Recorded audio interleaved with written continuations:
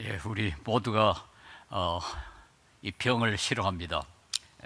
그런데 동서고금의 모든 사람이 가장 싫어하는 병은 나병이라 이렇게 말할 수 있습니다. 최근까지 나병은 아주 저주받은 병으로 동서고금에 다 취급이 되었습니다. 육체적으로 고통스러운 건 말할 것 없고 그 모습이 아주 흉측해서 사람들이 가까이 가기를 싫어하고, 더군다나 전염이 잘 되니까 사람들이 아주 싫어하게 그렇게 되어 있죠. 그러니까 육체적인 고통뿐만 아니라 사회적인 단절, 그 외로움까지 경험해야 되기 때문에 아주 악한 병이라 그렇게 말할 수 있습니다. 그래서 우리가 이 선교사들이나 전도하는 사람들 가운데 그 나병 환자들 사이에 전도하는 분들, 그분들을 위로하는 사람들을 우리가 특별히 좀 존경하지 않습니까? 우리나라의 손양원 목사 같은 분이 바로 그런 분 아닙니까? 그건 뭐 구약 시대에도 그런 기록이 많이 있고, 또 예수님 시대에도 마찬가지고, 뭐 우리나라에서도 최근까지 사실은 20세기 후반까지도 이 나병이 있었고 사람들이 싫어하는 병이었습니다. 오늘 11절에 보면은 이 예수님께서 갈릴리와 사마리아 사이 길로 예루살렘으로, 그 길을 통해 가지고 예루살렘을 갔다고 되어 있는데, 그 사이 길에서 이 나병 환자들을 만나신 것입니다. 즉 이 나병 환자들은 사마리아에도 속할 수 없고 또 갈릴리에도 속할 수 없고, 그러니까 그 사이 적당한 곳에서 아마 머물러 있었던 것 같아요. 그러니까 뭐 어느 쪽에도 나병 환자들이 오는 것을 환영하지 않았던 것 같습니다. 마침 예수님께서 그 지역을 통과하게 됐는데, 이 나병 환자들은 예수님에 대해서 좀 알았을 것입니다.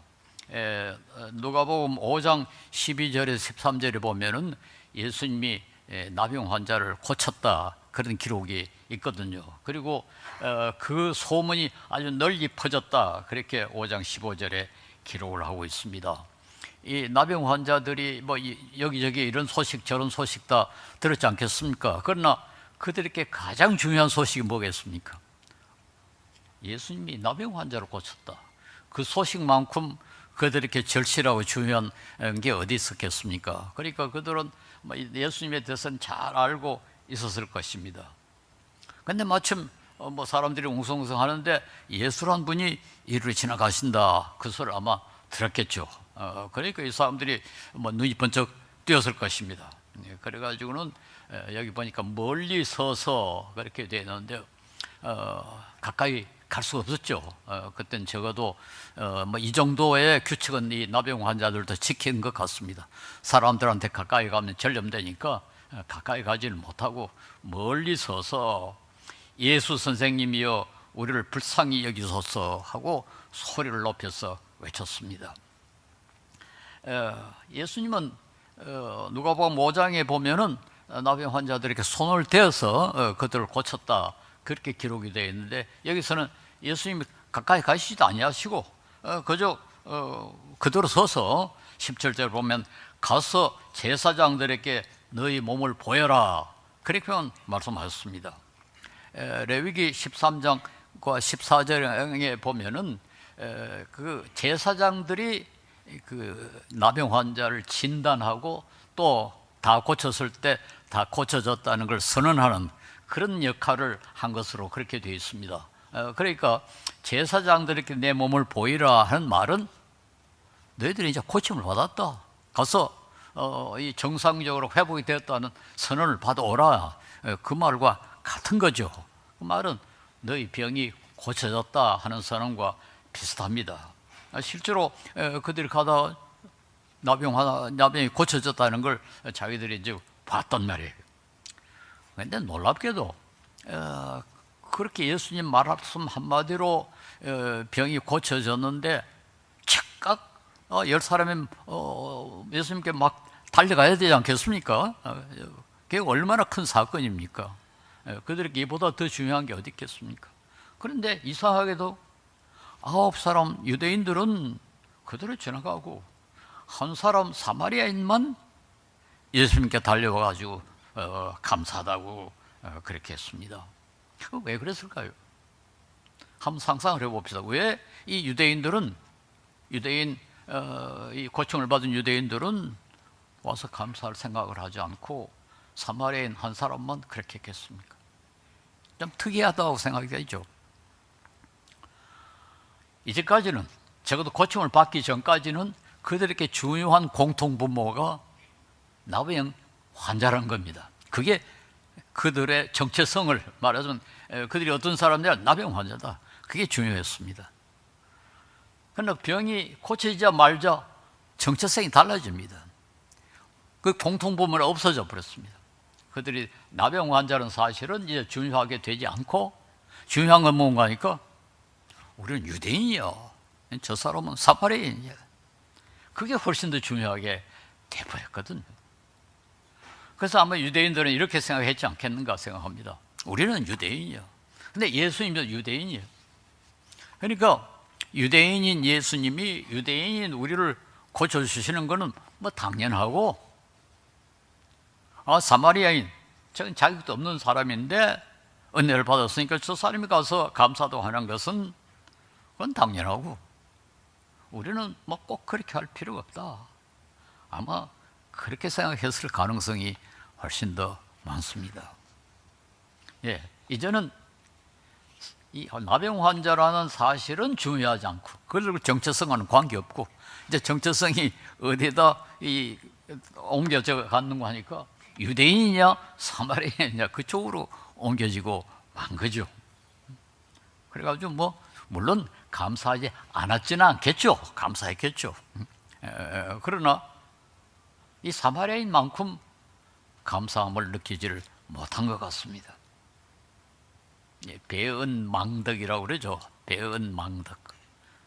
은혜를 배신하고 은혜를 배반하고 덕을 잊어버린다. 그런데 배은망덕하는 사람은 좀 감정이 둔하거나 뭐 좀 무지하거나 그것보다는 뭐 이유가 있는 거죠. 왜 배은망덕하느냐? 내가 그럴 자격이 있지. 가령 내가 뭐 그렇게 가난하지 않고 어느 정도 살만하면은 그거야. 내가 절제하고 내가 뭐 불필요한 것에 돈 쓰지 아니하고 내가 열심히 일하고 나에게 능력 있고 뭐 그러니까 내가 부자가 되는 게 당연하지 않냐? 응? 뭐 특별히 뭐 감사할 게 있죠. 내가 나에게 감사해야지. 그렇게 생각할 수 있다는 겁니다. 우리가 뭐 되게 그렇게 생각하지 않습니까? 내가 열심히 일했지 않냐? 내가 뼈 빠지게 일해가지고 내가 부자가 된 거 아니냐? 그렇게 생각하죠. 건강. 내가 술도 안 마시고 담배도 안 피우고 음식도 가려 먹고 운동도 열심히 하고 뭐 건강한 게 당연하지. 나는 뭐 심지어는 내가 운이 좋아. 나는 운이 좋아. 이렇게 생각할 수가 있습니다. 그러니까 뭐 특별히 감사할 거리가 없지 않냐. 그러니까 뭐 하나님께 특별히 감사할 필요도 없고 뭐 나라에 사회에 다른 사람에게 특별히 감사할 필요가 없다. 이렇게 생각한 것이 아닌가 이렇게 생각합니다. 우리도 좀 그렇죠. 우리도 그런 뭐 잘못이랄 걸 많이 범하죠. 그러니까 우리가 뭐 특별히 내가 지금 건강한 거, 내가 뭐 살만한 거, 내가 사람들로부터 무시당하지 않는 거 이런 것이 다 내가 잘나서, 내가 운이 좋아서 그렇게 생각하니까 특별히 감사할 필요가 없습니다. 미국 사람들 그 뭐 좀 잘난 척 하지 않습니까? 우리 한국 사람도 옛날에는 좀 열등감을 느끼다가 요즘 뭐 살만하니까 우리 한국인이야. 응? 한국인. 그런데 뭐 나 한국이 됐다는 사실, 내가 잘나서 한국이 된 것처럼 착각을 하는 겁니다. 사실은 어떤 사람이 미국인이 된 거고 어떤 사람이 한국이 된 게 자기가 선택한 것도 아니고, 자기가 특별히 뭐 잘나서 그렇게 된 것도 아니고, 그렇게 된 거죠. 그렇게 미국인으로 태어났고 한국인으로 태어났기 때문에 그런 거 아닙니까? 그런데도 불구하고 우리는 마치 그게 자기의 공로 때문에 자기가 잘나서 그렇게 됐다고 착각을 하는 겁니다. 이건 뭐 우리가 좀 구태 말하자면 머리가 안 돌아가는 거죠. 머리가 안 돌아가는 거죠. 저는 이제 아직까지 인종차별이 꽤 심했던 그 시대에 미국에서 몇 년을 보내고 그다음 또 유럽에도 한 7, 8년 살았습니다만, 유럽에는 그래도 조금 덜한데 미국에는 지금도 그렇지만 그때는 인종차별이 상당히 심했습니다. 근데 이렇게 보면 말이죠, 되게 어떤 사람이 인종차별을 하느냐, 좀 미안한 표현입니다만 수준이 조금 낮은 사람들이 인종차별을 훨씬 많이 합니다. 머리가 좀 제대로 안 돌아가는 사람, 제대로 교양을 갖추고 제대로 좀 생각하고 좀 어느 정도의 그 사회적 지위를 누리는 사람은요, 인종차별을 그렇게 심하게 하지 않습니다. 조금 못난 사람들, 좀 부족한 사람들, 그런 사람들이 인종차별을 훨씬 심하게, 아주 예를 많이 들 수가 있습니다만 지금 시간이 없어서 그 이야기는 하지 않겠습니다만, 우리 주위에 한번 보십시오. 누가 인종차별을 제일 많이 하는가? 가난한 사람 무시하고 약한 사람 무시하고 유색인종 무시하는 사람들 보세요. 조금 수준이 낮은 사람들입니다. 혹시 여러분이 나도 인종차별을 한다고 생각하시면 좀 반성할 필요가 있습니다. 정말 교양 있는 사람은 그렇게 하지 않습니다. 제대로 생각하고 제대로 좀 자신을 아는 사람은 그렇게 인종차별을 하지 않습니다. 바울 사도는 고린도전서 5장 10절에 내가 나된 것은 하나님의 은혜로 된 것이니 내게 주신 그의 은혜가 헛되지 아니하여 내가 모든 사도보다 더 많이 수고하였으나, 이게 모든 사도보다 더 많이 수고했다, 이 구절만 읽으면 야, 바울 사도 상당히 교만하네, 그렇게 생각할 수 있죠. 실제로 모든 사도보다 바울 사도가 더 많이 수고한 거 사실 아닙니까? 우리가 이 사도행전을 읽어보고 신약성경을 읽어보면 모든 사도 가운데서 바울 사도가 제일 수고 많이 한 게 사실입니다. 바울 사도 솔직하게 인정해요.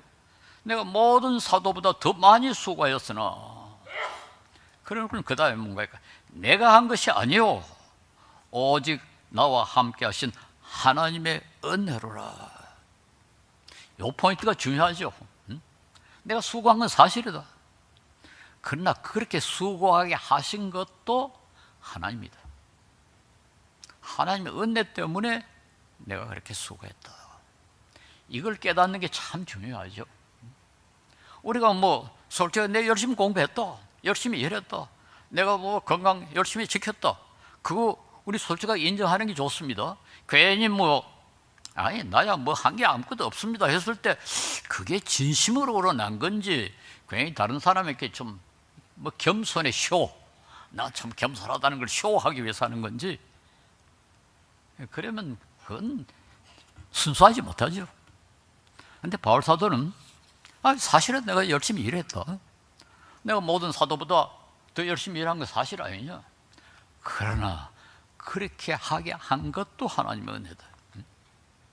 내가 스스로 잘나서가 아니고, 내가 결심을 잘해서가 아니고, 내가 뛰어난 인격자가 되어서가 아니라, 내 신앙이 훌륭해서가 아니라 하나님의 은혜다. 하나님이 그렇게 하셨다. 이 포인트가 중요하죠. 그래서 내가 나된 것, 내가 지금 이 상태에 이른 모든 것이 다 하나님의 은혜다.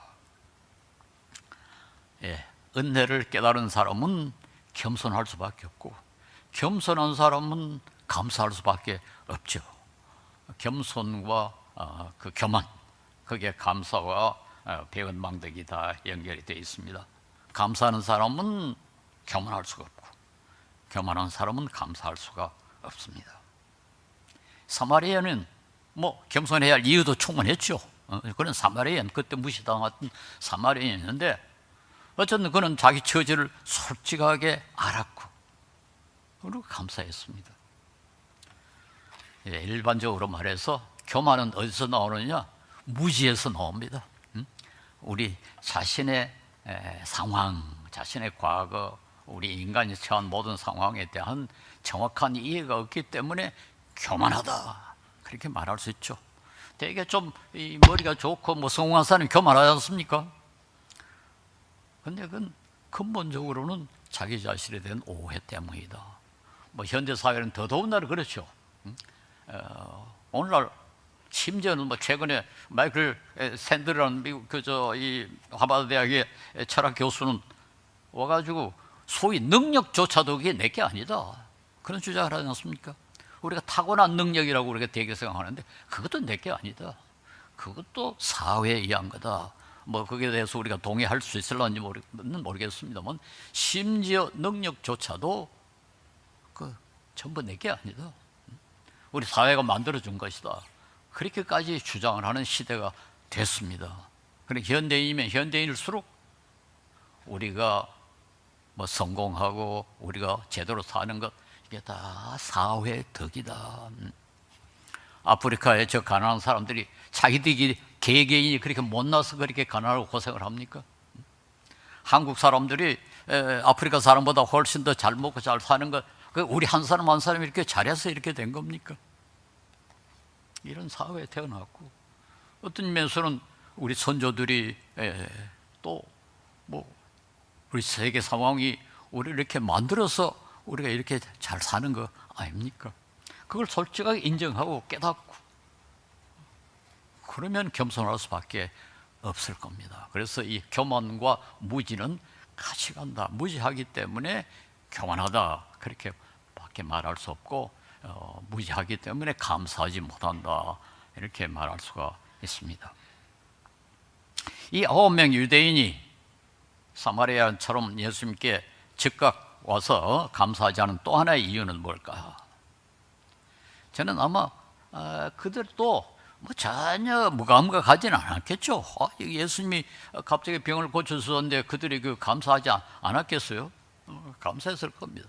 그러나 그보다 더 중요한 게 있습니다. 뭔가니까 하루 빨리, 1분이라도 빨리 제사장에게 가서 정상인이라는 선언을 받고자 하는 것.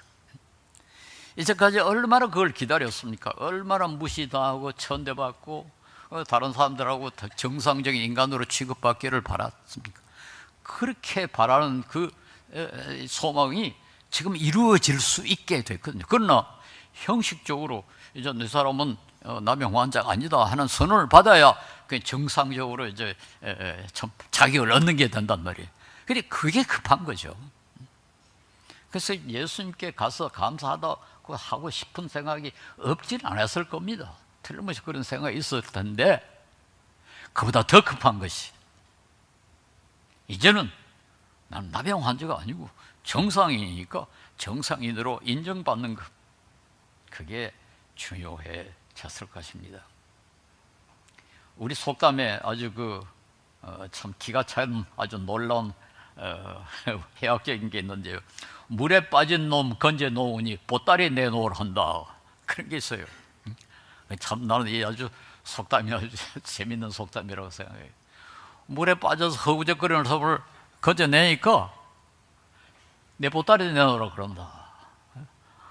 아니, 물에 있을 때는 보따리 생각이 났겠어요?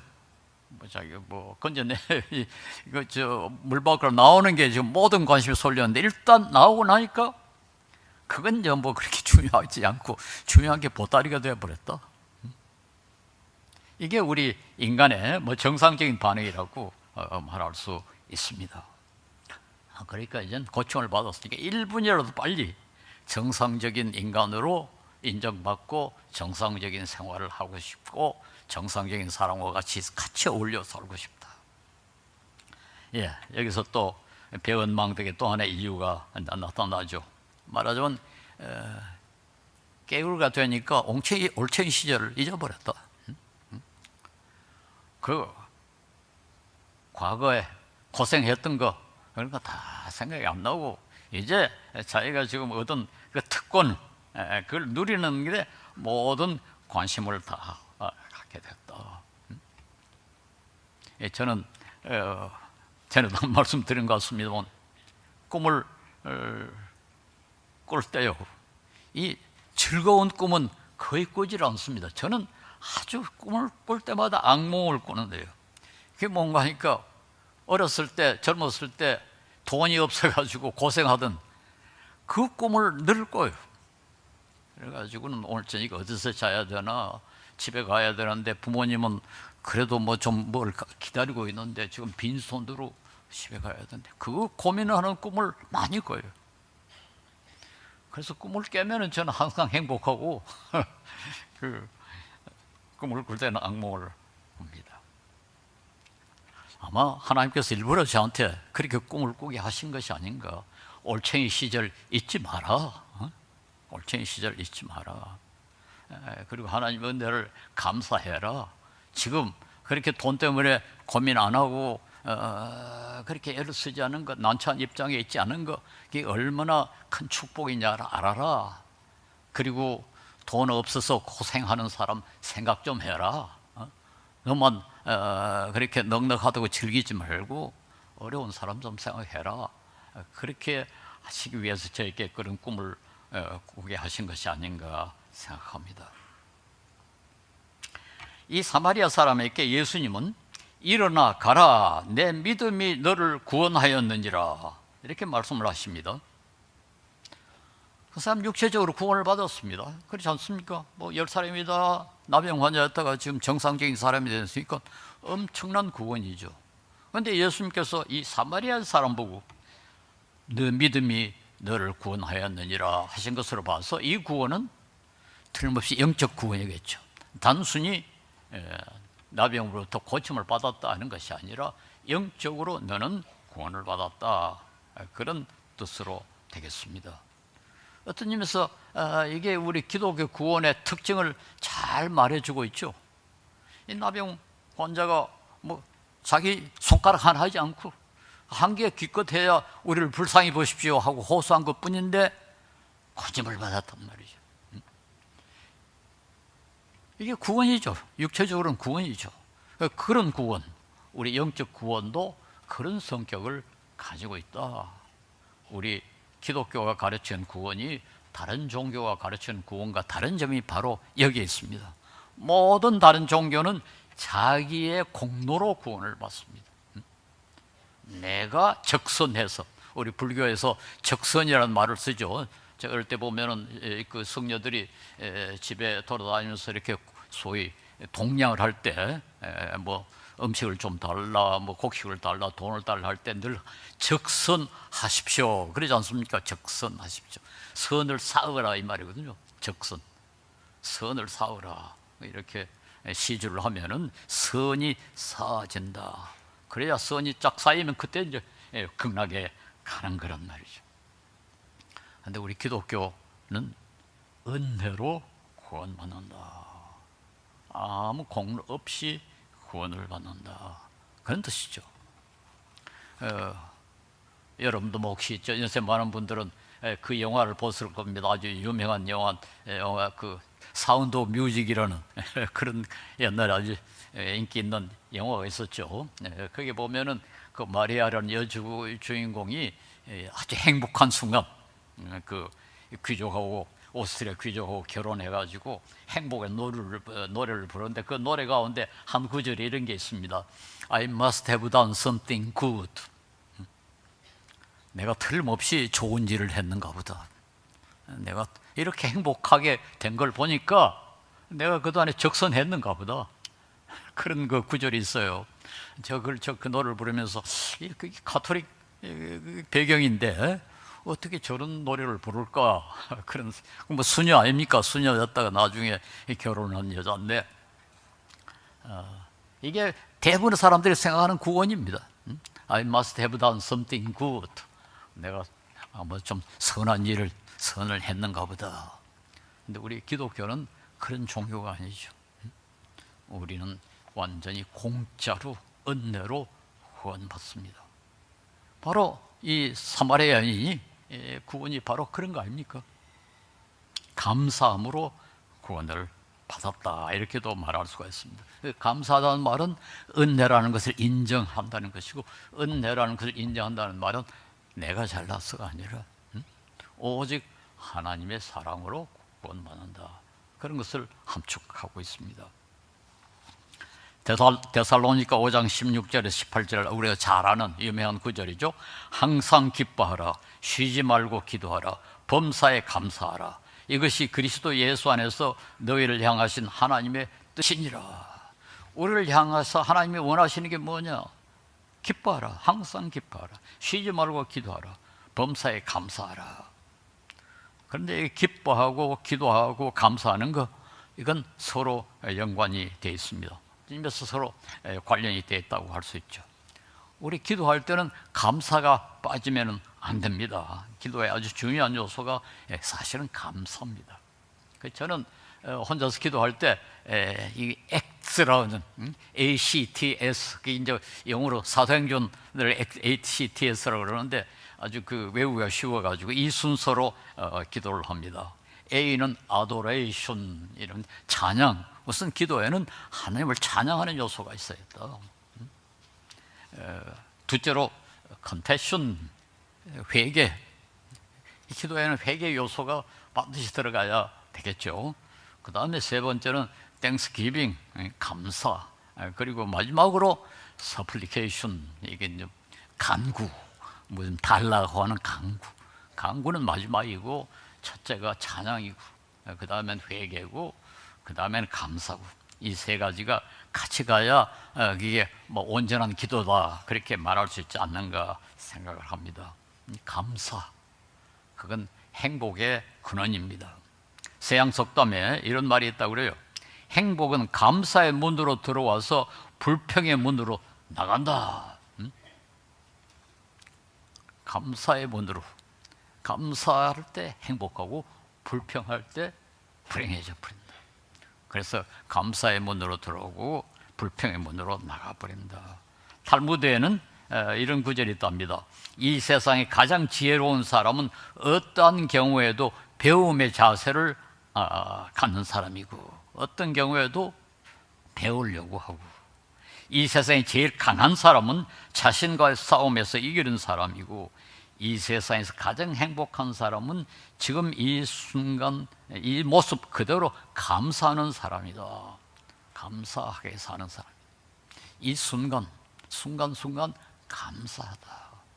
그렇게 생각하는 사람이 행복한 사람이라, 이렇게 말할 수 있습니다. 이 감사의 또 하나의 아주 그 중요한 특징은, 다른 건 혼자서 즐길 수 있지만 감사는 감사받는 사람을 행복하게 만드는 그런 특징이 있습니다. 다른 사람이 감사하다 그러면 기분이 좋죠. 그러니까 우리가 다른 사람에게 감사하면 감사받는 사람이 좋아하겠죠. 하나님도 감사를 기뻐하십니다. 하나님, 우리가 찬양하고 감사하는 것은 우리가 하나님을 기쁘시게 하는 것이기 때문에 그렇습니다. 저는 뭐 우리 식구가 그렇게 합니다만, 성탄 때나 이제 추석 때나 뭐 연말에 우리 그 우편 배달원이 오면은, 그때는 돈을 한 뭐 어떤 데는 5,000원, 어떤 데는 2만 원 이렇게 돈을 좀 드립니다. 그럼 그 사람들이요, 그걸 얼마나 좋아하는지 몰라요. 저는 돈의 액수보다도 우리가 수고했다는 걸 이 사람들이 인정하는구나, 이 사람들 고맙게 생각하는구나, 그렇게 느끼는 것 같아요. 그 사람들이 더 좋아하는 걸 보면 우리도 또 기분이 좋죠. 뭐 물론 우리 집은 아주 높은 데 있습니다. 그래가지고 그까지 올라오는 데는 사실 배달원도 수고를 많이 하고 택배 기사들도 항상 좀 미안해요. 제일 높은데 길도 험한데 그걸 오니까 감사하죠. 그러니까 1년에 한 번씩 그래도 감사할 표시를 하면은 얼마나 좋아하는지. 우리 감사 받으면 기분 좋습니다. 그럼 또 기분 좋아하는 걸 보면 또 감사하는 사람도 즐겁습니다. 하나님에 대해서도 마찬가지입니다. 우리 하나님께 감사하면 무엇보다도 우리 하나님이 기뻐하시지 않겠습니까? 그런데 감사에는 감정이 중요합니다. 이 감사하는 마음이 있어야 감사가 되는데, 그저 감사해야지 이렇게 해가지고 감사가 되는 게 아니죠. 감사하려면 감사거리를 발견해야 됩니다. 감사거리가 있어야 되죠. 이러한 이유 때문에 감사다. 그 이유를 발견하는 게 중요합니다. 그저 감사해야지 그렇게 되는 게 아니죠. 그래서 그 이유, 감사거리를 발견하자. 그래서 제가 전에도 말씀드렸습니다. 어떤 분은 감사 일기를 쓰거든요. 매일 자기 전에 오늘 감사했던 일, 그걸 10가지를 매일 이렇게 쓰는 분이 있습니다. 근데 그분들 이야기 들어보면은 처음 시작할 때는 그 10가지 찾는 거 그렇게 힘든데요. 뭐 그렇게 10가지는 되나? 그런데 계속 하면 나중에 너무 많아진대요. 뭐 10가지 아니라 자꾸 더 많이 그 감사할 거리가 생긴다는 거죠. 그렇게 행복하지 않겠어요? 오늘도 이렇게 아름다운 일, 좋은 일, 감사할 일이 나에게 생기구나. 그렇습니다. 예, 우리가 생각하기에 나름입니다. 어떤 건 뭐 같은 사건이라도 그걸 아주 불평하는 사람이 있고 어떤 사람은 아주 감사하는 사람이 있죠. 저는 요즘 우리 신문이나 뭐 이 뉴스를 보면은 이제 화가 잔뜩 나는 게 있는데 우리 국회의원들 해서 뭐 우리 한국에서 제일 못난 사람들이 국회에 다 모여 있다. 저는 그런 생각을 해요. 이건 뭐 세배를 세계에서 좀 최고급으로 받거든요. 우리나라 국회의원들만큼 세배 많이 받는 국회의원이 없습니다. 스웨덴 같은 나라에 뭐 몇십 배로 받는 것 같아요. 그런데 하는 일이란 건 서로 싸우는 것 뿐이라고요. 중요한 안건들은 다 뒤에 미루고 서로 하자는 거 가지고 서로 싸우는데 대부분의 시간을 다 보냅니다. 우리 국민은 죽으라고 세금 바쳐가지고는 싸우는데 시간 보내도록 얼마나 화가 납니까? 그런데요, 한편은 이렇게 보니까 중국, 북한, 러시아, 일본, 우리를 둘러싼 모든 나라의 국회의원들이 싸우질 않아요.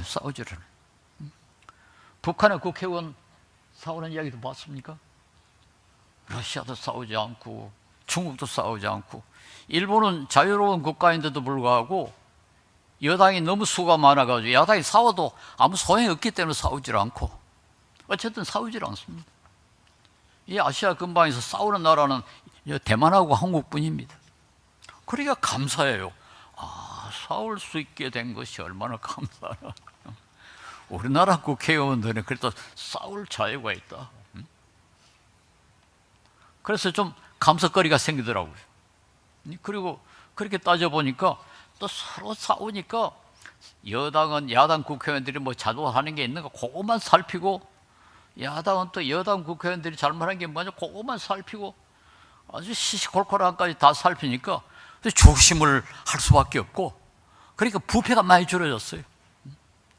우리나라 부패 지수가 최근에 싹 줄어져 버렸습니다. 서로 저렇게 싸우니까요. 감사거리죠. 뭐 우리 흔히 그런 이야기 좀 쓰니까 그 컵에 물이 반쯤 찼는데 물이 벌써 반이 없어져 버렸네. 그렇게 볼 수도 있지만 아직까지 반이나 남았네. 그렇게 할 수 있다는 거 아닙니까? 그래서 우리의 태도, 우리가 어떤 태도를 가지고 사물을 보는가에 따라서 감사할 거리가 있을 수 있습니다. 우리는 대개 병이 났다가 나으면 감사하죠. 감사헌금도 하고 그럽니다. 그러나 병이 안 난 것에 대해서 더 감사해야 되지 않겠습니까? 사고가 났는데 뭐 큰 사고가 아니었고 경미한 거다. 그 때문에 감사할 경우가 많지만 사고 안 난 것에 대해서 감사할 줄 알아야죠. 근데 우리는 보통 그걸 잘 못합니다. 저는 나이가 많으니까 조금 여러분하고 다르긴 합니다만 저는 아침에 눈을 뜰 때마다 살았네, 안 죽었네, 감사하죠. 그래서 저는 잘 때마다 자다가 죽으면 하나님 날 틀림없이 천국에 이끌어주십시오. 그 기도를 늘 합니다. 빠지지 않고 합니다. 그리고 아침에 또 이러면 아직까지 숨 쉬네, 걸을 수 있네. 감사하죠. 우리가 사는 것이 어떤 면에서 기적이다 이렇게 말할 수 있습니다. 우리 불평거리는 가능한 한 잊어버리고 감사할 거리를 찾아서 주위를 살피기 바랍니다. 엄청나게 많을 겁니다. 그런데 어떤 사람이 돈은 잔뜩 쌓아놨는데 자기가 뭐 병이 들었는데 그 돈 있는 것도 모르고 그거 안 써가지고 병을 안 고치면 그거 어리석죠. 음식이 잔뜩 있는데 앉아가지고 굶으면은 그 바보 같은 짓 아닙니까? 우리 감사거리가 잔뜩 있어가지고 얼마든지 그거 가지고 행복해 줄 수 있는데 그걸 그대로 사장시켜 놓고 묻어놓고 몰라가지고 불행하다면은 그 어리석지 않습니까?